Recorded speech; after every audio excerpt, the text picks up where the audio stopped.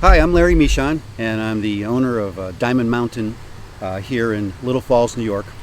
I purchased the mine back in December of last year, and with the idea of, the simple idea of buying a piece of property with some Herkimer diamonds on it ended up, instead of being 1 or 2 acres where I could dig and maybe have a piece of equipment to take care of the tailings, I ended up buying a diamond mine that is on 60 acres with multiple levels and basically one of the best, in my opinion, the most interesting Herkimer diamonds in the district.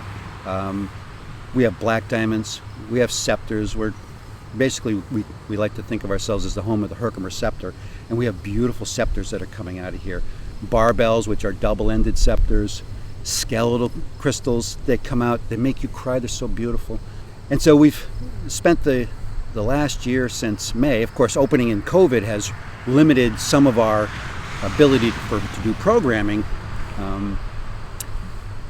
but our business model is evolving, and it started kind of with a simple idea to have a small Herkimer diamond mine where a maximum of 15 people can come and work ledge in the woods and find great crystals. What happened here was different. The mineralogy that occurred right here was different than what occurred in the rest of the Herkimer Diamond District, which extends from Fonda, New York to the east and out to Middleville to the west, probably over a 40-mile area where the Beekmantown Formation survived uplifting, survived glaciation, and that only happens in a few spots along the way. So I'm learning as I'm going. I'm the poster child for the guy that says, yeah, I want to own a mine of some sort, and never having owned a mine before, I'm just making it up as I go. I'm small and nimble, which means we can do things like night digs. We also have an on-site guide and hard rock mining instructor named Pat Lamberson.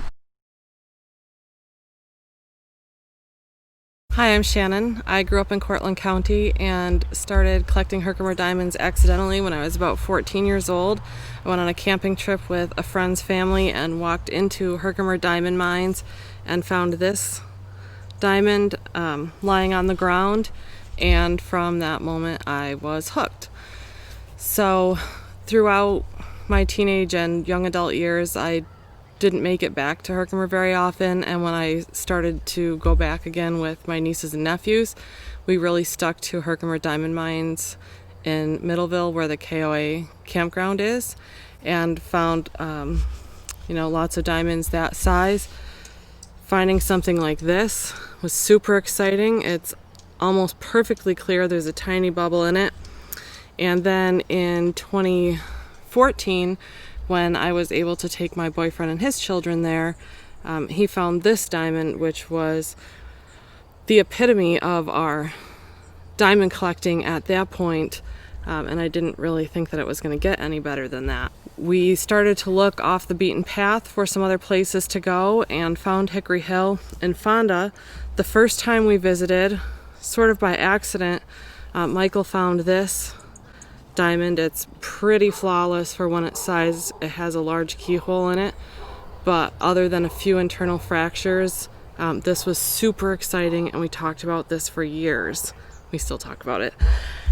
But this winter actually, we started hearing about Diamond Mountain and thought that that was something that we would like to try because it was a place that had not been open commercially, at least in a really long time.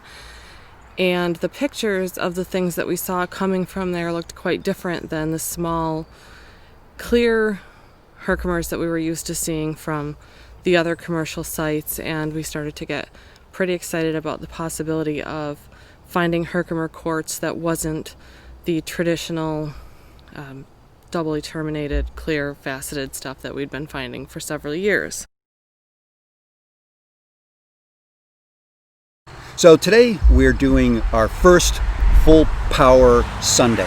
What does that mean? We're allowing teams of people to come into the mine with generators, jackhammers, hammer drills, and let them go to town on the ledge. Normally it's just hand tools. But this is a special opportunity for us to sort of, as we're getting near the end of our dig season, to bring our community of friends together and have a unique experience where we have different teams working a set piece of ledge.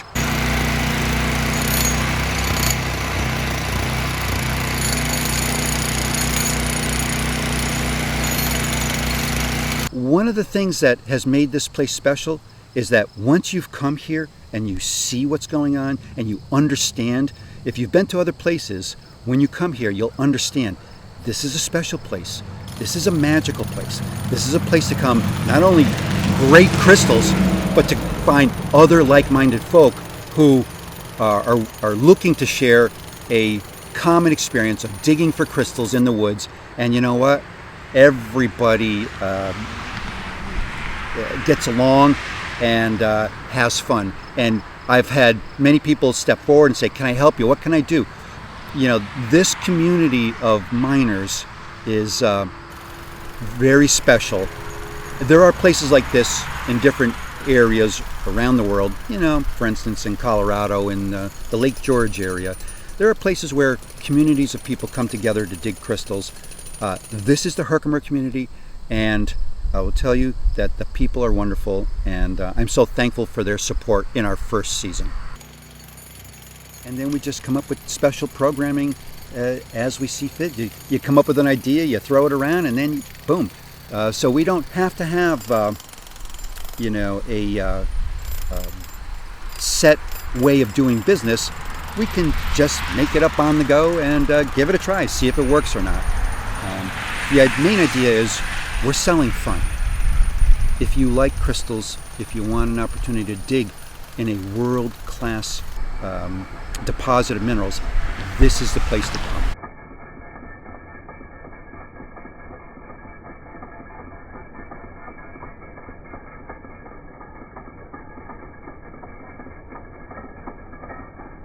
So the interesting thing about pocket mining is that, at least in my mind, I thought that we were going to hit the wall, a piece was going to burst off, and then there was going to be a cave glittering with crystals that we would just reach in and pluck them out and collect our treasure.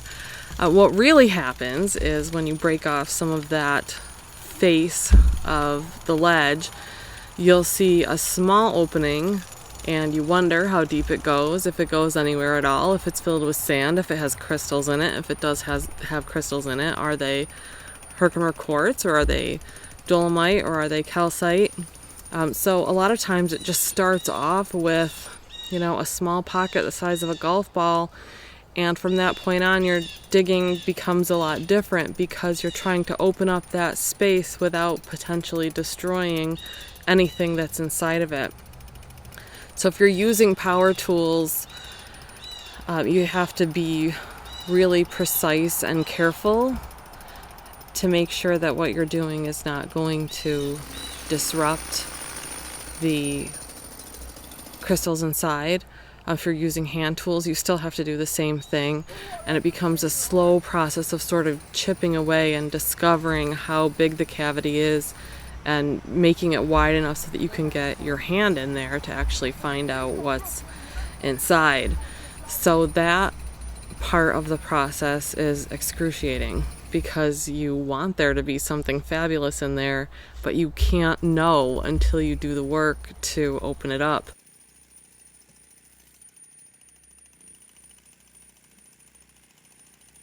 Part of the excitement of collecting is not actually having the crystals, although that is really awesome, but the finding, sort of the treasure hunt aspect of it, and not knowing what you're going to find until you get there. And one of the great things about Diamond Mountain is that you don't know what you're going to find, but the potential to find something that is really incredible is far greater than it is at any of the other commercial mines that are available for the general public to visit.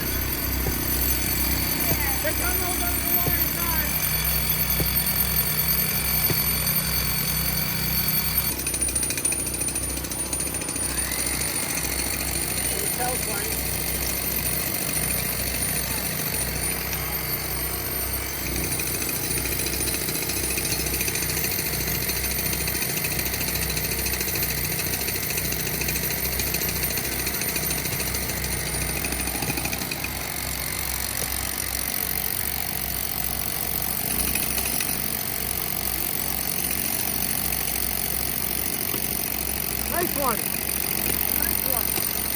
How about that, huh? Woo.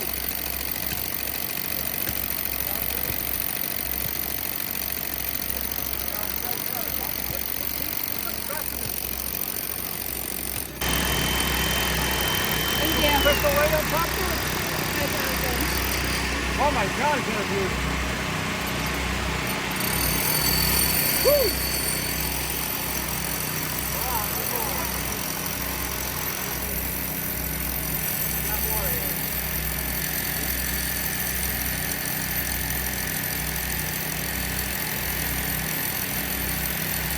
It's a nice specimen because it's got the calcite mixed in with dolomite crystals and the quartz crystal on top. It's a matrix piece. It'll clean up very nicely. Here's another one. These are calcites.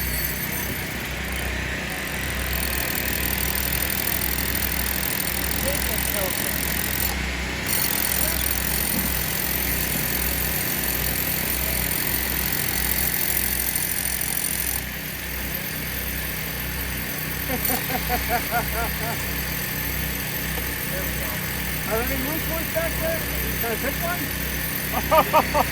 No, you can't, because you can't get your hand in there. Oh, look at that.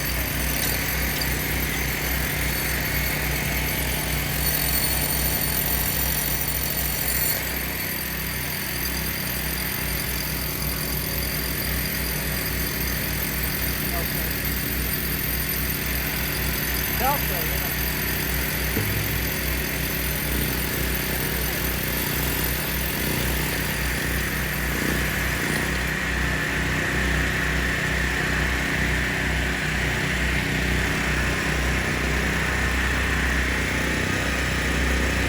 Oh, Jesus.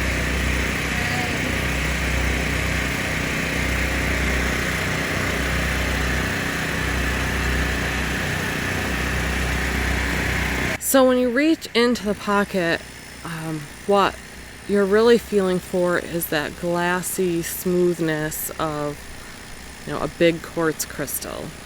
So it's very cold inside the pocket, so that cool, smooth surface is what you're really hoping to find.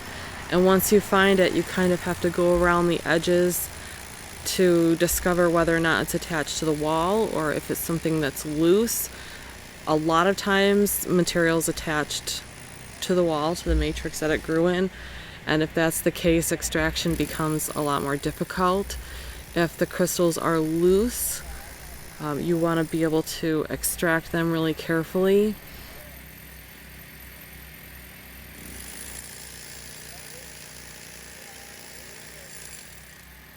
Are you serious? Nice and easy, nice and easy.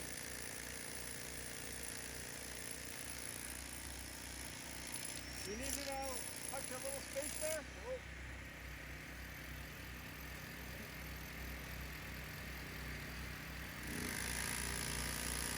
So big I can't get it out with my hand. I just took some rocks, yup.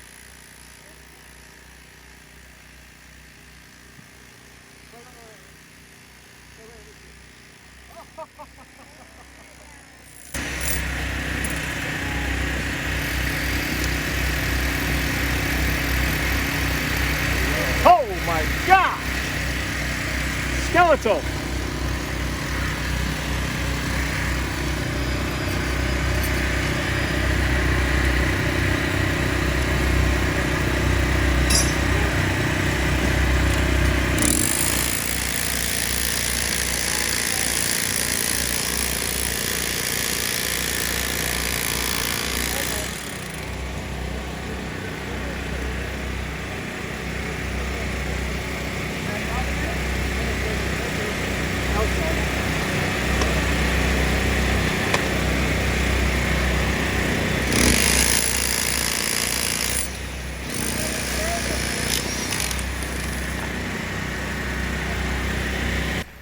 But a lot of times you don't feel that cool smoothness that you're looking for right away. You'll feel the sharp dogtooth calcite or the poker chip calcite, you call it, with the rounder shape, or the really sharp dolomite crystals. There's quite a few blood sacrifices that occur because of that sharpness, which, you know, is not the beautiful thing that you're necessarily wanting to collect, but it's an indicator that there is mineralization there that could hold the greater prize. So as you get deeper into the pocket, you know, without being able to see, what you really want to feel is, you know, the pointed smoothness of the quartz faces that, you know, indicate that you found Herkimer diamond quartz.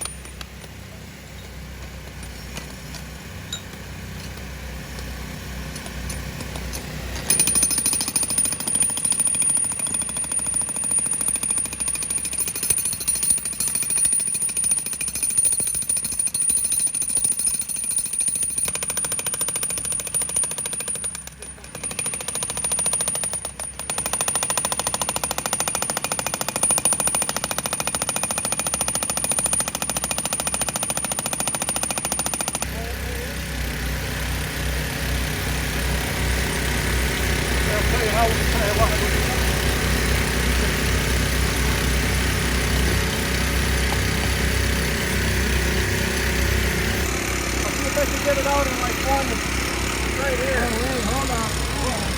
Huh? We want there's a hole all over here. Let's see. Oh my God, yeah. We want all that out at once. Well, we would have to get into the inside.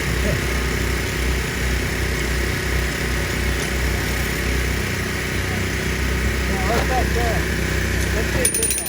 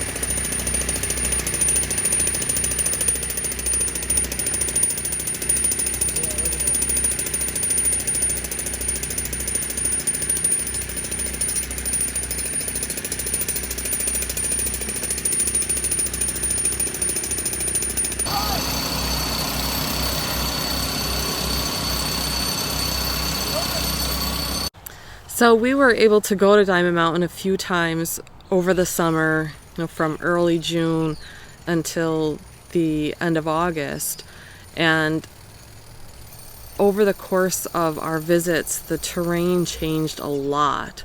So when we first got there, it was clear that not a lot of work had been done. Rock had been moved, but there was still, you know, a huge amount of ledge exposed and available for for breaking and opening up pockets and finding crystals.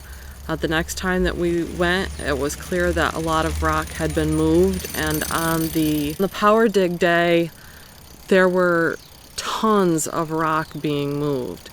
You know, and as you watch the ledge coming down, you just think to yourself, okay, this has to be it. They've got to be reaching the end of, you know, what's available for collecting. But that's really not the case, because wonderful things keep coming out, and the more ledge that's exposed, the more opportunity there is for collecting, and that layer of rock just goes across that whole mountain. So until the mountain's dug away, there will be things to find in that forest, which is, you know, really exciting and kind of hard to get your head around, that there's just that much treasure waiting to be discovered.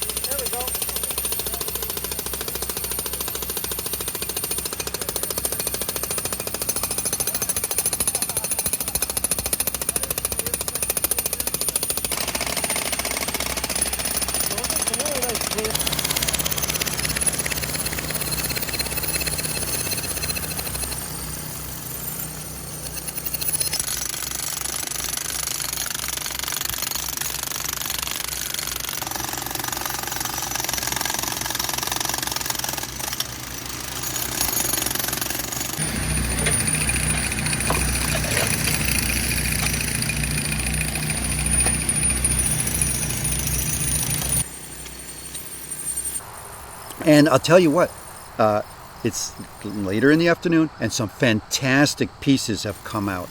And I am so pleased that people are finding great stuff.